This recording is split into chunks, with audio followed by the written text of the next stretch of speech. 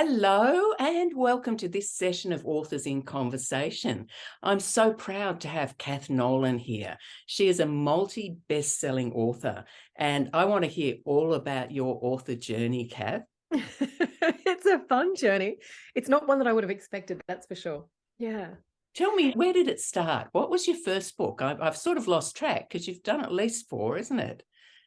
I have. I've actually done 5. There's 4 that are in the public domain and there's 5 that are for real. They were all actually #1 bestsellers. But yeah, I knew when I was a kid that I wanted to write. I just kind of always knew that I wanted to write a book, but I always thought that it would be, a gripping fiction. And it wasn't. They were actually books that were aligned to my business world. So I help create future rich old ladies. And so my professional work is all about, it's leadership coaching, and then I find that the #1 thing that's holding people back in that professional setting is courage.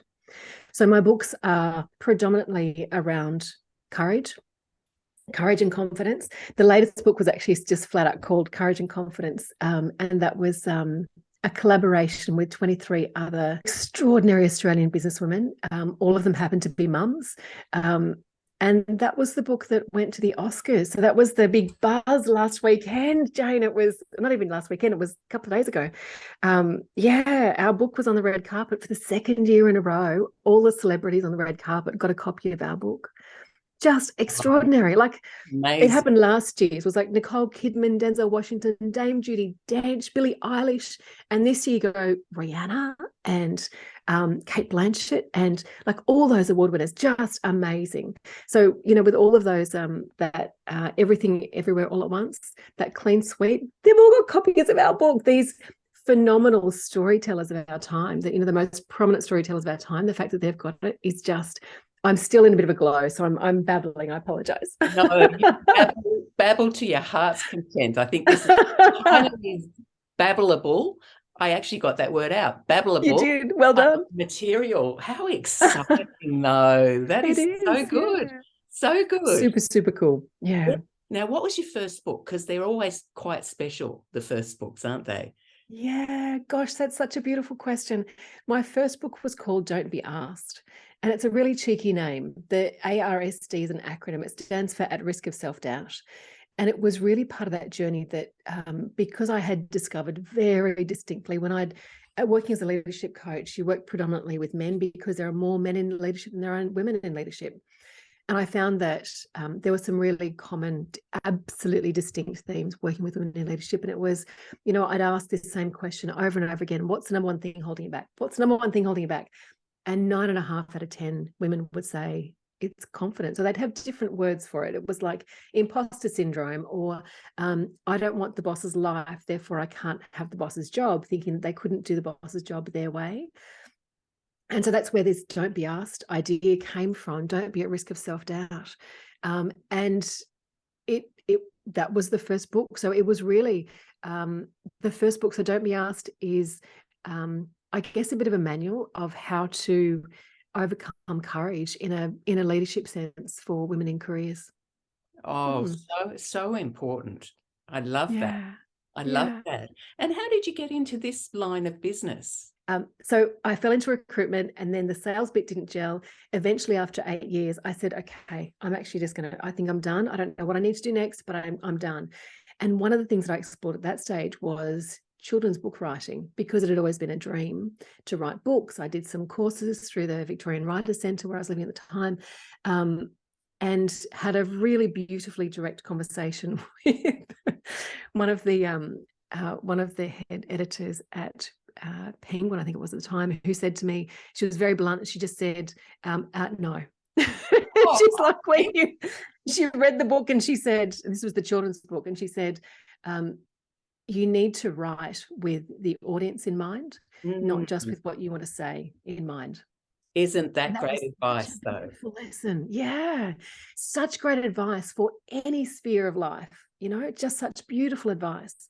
So I quickly put the lid on that children's writing aspiration. And but when I did resign from my recruitment role, there was another part of this global business that I was working with that was talent management. And so that was coaching people and developing. So I moved into that part of the business.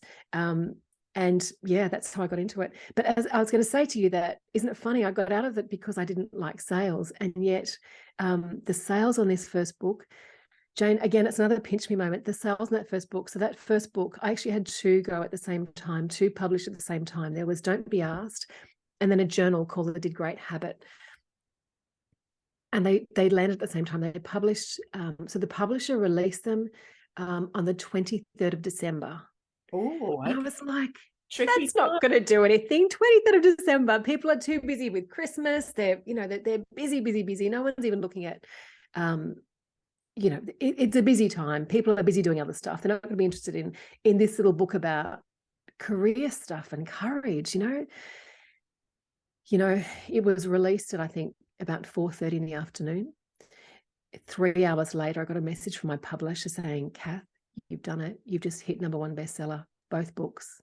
We pushed Simon Sinek out of the way for that top spot. I was like, oh my God, the fact that this book is even on the same page with Simon Sinek, how does that happen? It was amazing. That's really amazing. Cool. That is really super cool. Amazing super cool. Things can happen. One of my authors, his book went to #1, and guess who's at #2? Who?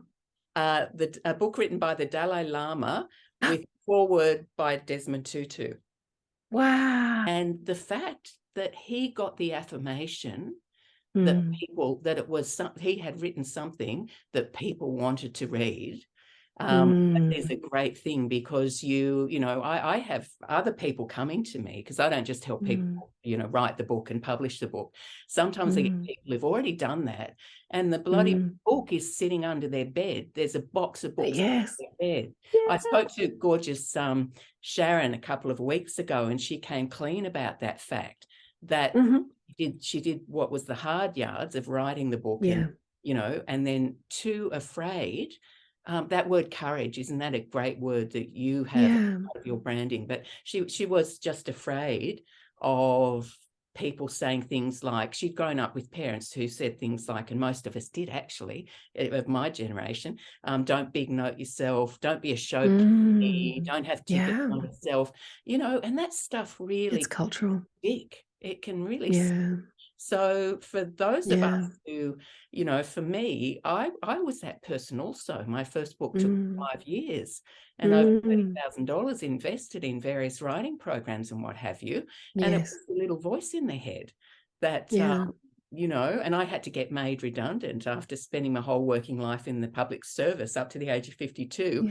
I had to get so far out of my comfort zone and run out of other options that I thought, well, this book, I've got to get it out there. So that, and let's see what happens. And for me, what happens is I just became a totally different person. I'm not that person. I'm happy of what will I call it? The example I am to my daughter now versus the one I would have been holding onto my security blanket for grim death through 35 years of working for the public service, just for the lack of courage to explore a little further. But it's so interesting, isn't it? It is. We as women, I think, and this is why I'm so excited about what you do and what you write about, because now, how did you phrase that earlier about helping, wanting to have more wealthy old women, or some words to that? That's your creating rich old ladies, future rich old ladies. That was the one. Yeah. It's really close to my heart. We in Australia. So one of my jobs, I'm the founder of Gender Gap Gone, and that helps to put some of those resources into the hands of the people who can't afford them. It's a social enterprise. So the work that I do in my coaching business helps to fund me giving programs to those who can't access them. I'm really conscious that a lot of the programs that I have participated in, as in run in the past, not everyone can afford a $3,000 a day program to upskill. And so the people who most need it often can't access it. So that's, really close to my heart. But in that space, the fastest growing group of homeless in Australia is women over 55. Yes. And that's terrifying for me. And if you look at, the higher risk categories for people who are impacted, across from environmental crises, it's women every time. So this idea of doing what I can to try and help other women to be more financially secure, it's just so important. So important. Yeah. And I'm finding 2023 to be a very interesting year with people's energy, and the news tells one story, but what I see in reality is another story, and that is women really stepping into their power, stepping up and making changes, doing things differently, going with the flow rather than worrying about what's being lost. In terms of security and all of those things, all of those things, we learned many lessons through the COVID years, and now what you could call the post-COVID time, with all of the instability, all the fear, all the, negative messaging. But so many women like you who are really on fire, just doing what you're doing, and you will make that change that you've made a commitment to do. It's just really fantastic to hear. Now, that was just a huge preamble to this question. What does your 2023 look like? What have you got on the board? Oh, wow, that's a great question. I think that for me, it's really about it's pushing forward with this work that I do, particularly this aspiration of creating future rich old ladies. I'm a coach, I'm a speaker. These are the things that I do on an ongoing basis, but the flavor of where my focus is shifts over time depending on what's happening in the market. And what I'm finding is there's sort of two different markets. So there's a great deal of energy, as you say, post-COVID. I think we found the same thing in the roaring 20s, So after the Spanish flu, there was this huge, the illness as well as the economy were both flattened, or flattened people, I guess. And then afterwards, a couple of years afterwards, there was a huge resurgence of energy and optimism. And I think to a degree, that's where we're at now. But there's still this undercurrent, I find, for a lot of women. So those who are in the very senior roles are just brimming with optimism. So you'll see a lot of people who are speaking, the people who tend to have the microphone, who are a picture of success, are the ones who are brimming with success, brimming with optimism. And this is fantastic. We've got all this energy. We've got all this. It's very exciting where we're at, and we've got change on the horizon. Change is coming. But then one level down from that, there's still a level of overwhelm. I think that people are really wanting to be part of that ride. So they're working incredibly hard, but it's taking a lot out of them. It's taking a huge amount out of them. So we're taking on more, but we haven't yet worked out how to let go of some things. And so a lot of the work that I'm doing at the moment is really around boundaries. Ooh. How do you put boundaries in place, and part of it's logistics. How do you push back and get some more support at home, or in the work environment, because that's a really big issue. They say that's the number one factor behind the gender gap at the moment is the workload outside of the workload, whether that's at home or in the office. The women who are expected to just pick up the bits. I was doing a conference the other day, a speaking conference for International Women's Day, and at the end of the conference, at the start of the conference, when the food was out, there was a beautiful mix of the gender diversity in the room was fantastic. At the end of it, when it was all wrapped up, there was the women who were asking their questions and the women who were doing the tidy up. Where are the boys doing the tidy up? So this stuff it's really important. So these boundaries can be quite small things that have a big impact because they give you time, or they can be emotional things like, how do you protect against self-doubt?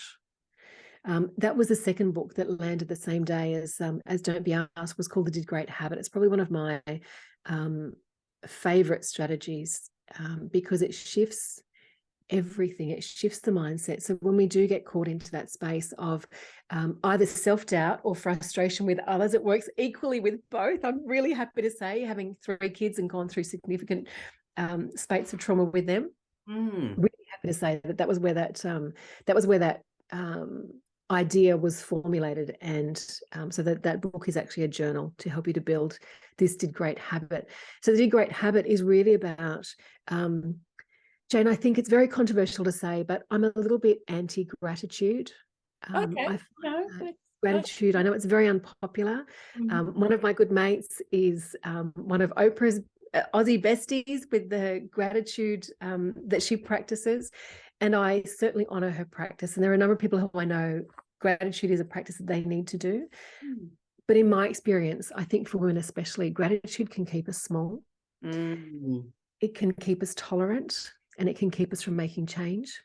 So for me, the Did Great habit is far more important. It's about acknowledging what you've done. It's great. Terrible grammar.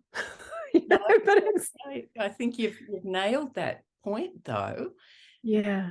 That's it, isn't it? It's not, gratitude is fine in its own way, but it's not the whole picture is, I guess, what we're getting from you is, yes. That's right. As long as it's healthy gratitude. So gratitude, absolutely. To be honest, I think that gratitude is actually innate within a lot of women and men, certainly. But I think that women particularly have this innate sense of gratitude. But what we need to be reminded to do is to appreciate ourselves more and appreciate what we've done. And Cath, is there another book in you? Oh, that's a great question. Look, I'll never say never. I'm sure that there is. At the moment, I don't have a burning desire to write any one particular book. But from time to time, I podcast and I run workshops all the time. So that from time to time, there'll be, there's a constant stream through my head of, oh, I must put that in a podcast, or I must, make sure that goes into whatever format for people that I can help with this message. And from time to time, there is definitely a moment where I think, oh, I think that one's a book. I think that one's a book. So what space, in other words? That's exactly right. Yeah, absolutely. Absolutely. But it's been a very quick journey. So, from a friend of mine in January 2020, a friend of mine, a coach, said to me, Cath, is this going to be the year that you write the book? I was like, do you know what? I think it is. I think it is. Things were going really well. Work-wise, things were going really well. And I felt as though I had a little bit of breathing space. I felt as though I had a little bit of capacity just to inch in a tiny bit of time. So I would drop the kids off at school in Sydney's inner west, and I dropped the kids off, and I would head then straight to the beach at Brighton with my little esky. Remember the first day I stopped at Kmart and picked up the tiny esky that was big enough to fit my laptop and a couple of frozen drinks, and that was it, and a sun shelter. And I would sit on the sand. It was extraordinarily hot. It was the summer we had the bushfire, so it was super hot. Yeah. So I'd sit on the beach, and it's a tiny strip of beach at Brighton. I don't know if you've been there much. So it's a tiny strip of sand. I'd sit on the beach with dozens of other people in the midweek beach goers. And my laptop would overheat. So I'd type and type and type and type and type. Then my laptop would overheat. It's like, okay, time for a dip. I'd put the laptop in the esky with the frozen drinks, and I'd go for a dip. By the time I'd cool down, the laptop had as well. So I'd keep typing. It's such a beautiful, fun thing to do. Writing a book is such an indulgent thing. I think the publishing of the book is where you need courage sometimes. You need really someone to hold your hand through that process. But writing the book is such an indulgent, therapeutic thing, because you do really feel that sense of service. You feel as though you're communicating with somebody, Yes. Now, are you hearing this, folks? It's a fun book, and it's definitely incredibly satisfying thing to do. And from that point of view of knowing how many people are going to be helped in the process. But there's another piece to this that I love as well, and I'm not sure if it was as true for you as it is for some of my authors, is that it gives them absolute clarity in terms of describing what they do. They'll be fantastic at what they do, but gosh, great case in point. And she doesn't mind me talking about this because she found it kind of hilarious that she has, I think it's 4 decades now in the fitness industry. And she was wanting to put that down in her book, the actual strategies of, she's got a wonderful 10-step process that she's much more than just fitness. There's mindfulness, there's those other things as well. But with the fitness parts, and the yoga Pilates is her thing. as she Mm. was, describing it to me, so we were sort of, I was more or less doing a bit of the writing and she was the one, with the ideas. And, Yes. she was explaining, I say, but what is it you're actually doing there? And she says, well, it's this and this and this and this. And I'm saying, but I don't think that would help me to know what I was meant to do. So Yes. you just drill down a little bit, and it drove her Yes. crazy. And she could not Yeah. understand that someone like me, Yeah. reasonably intelligent, Yes. couldn't make head nor tail of what she was saying about how you do Mm. the particular, version of the downward dog. Now, I happen to know what a Yes. downward dog was, but some other things Yes.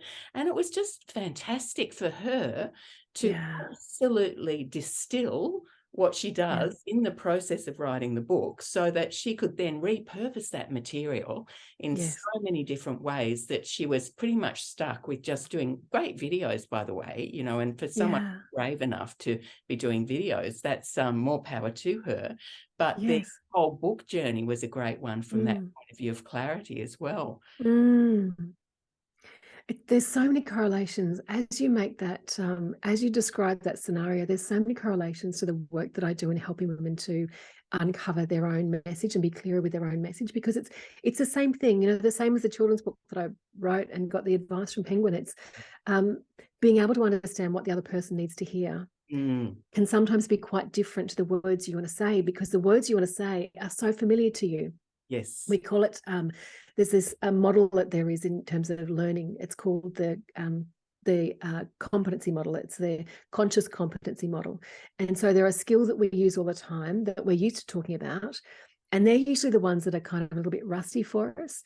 And then above that, so below the line, is sort of the unconscious, or the conscious incompetencies, the things that we can't do. Mm, Below that are the things that we can't do, but we don't know we can't do. That's the unconscious incompetencies.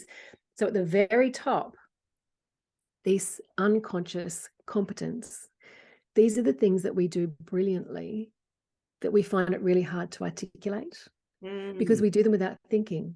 yep.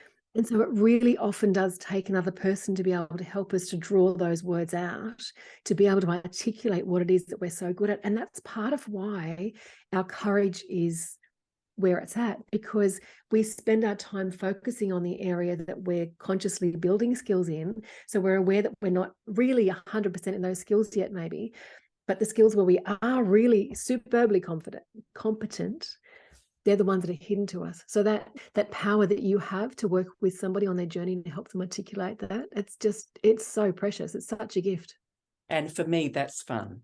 That's what I Mm. call fun. So, we've got to find that thing. Well, we don't have to, but it's great when you find that thing, Isn't isn't it? it It just? just doesn't feel like work. Parts of my business feel like Yes. work. And I'm at Yes. a point now, it's taken me a long time because, my mindset had to break out of a Yeah. bureaucratic bubble that it had Yes. been to 35 years when I got into the business space. So I can Mm. assure you it wasn't pretty.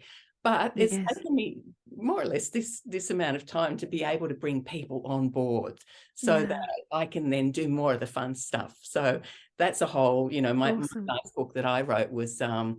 Mindset for Business, the art and science of Mm. sound decisions. And it's Mm. that's the book. We often write the book we wish we had back when. Isn't that true? And that's my version of that. The one previous to that was Mindset for All, So true. how to avoid perfectionism, procrastination, and self-doubt. Yes. Again, why didn't I have that book? But it's great Super to powerful. write these books, though, isn't it? Like Mm. we're of a like mind. But look, what I want to know now, and what I Mm. want to finish off with, Cath, is Mhm. where can people find you? Because my audience tends to be the kind of people that you've been talking about, the older women. Mm. I guess I'm attracting the person who's very Mm. much like I was 8 years ago. So they would be very, very interested in what you do, Cath. Yeah, sure. Thanks for asking. I guess the easiest place is my website, cathnolan.com. I'm on the social platforms. I'm on LinkedIn. I'm Catherine Nolan. But the website's just cathnolan.com. And I'm across Instagram and Facebook as well. But you'll find the links on cathnolan.com. Lovely. That's an Yeah. easy one for people to remember too. Yeah. Jane, thank you so much for having me. It's been absolutely delightful. It's been Well, really lovely to share the space with you. yeah, great to hear all about the great things you're doing as well, Kath. So more power to you.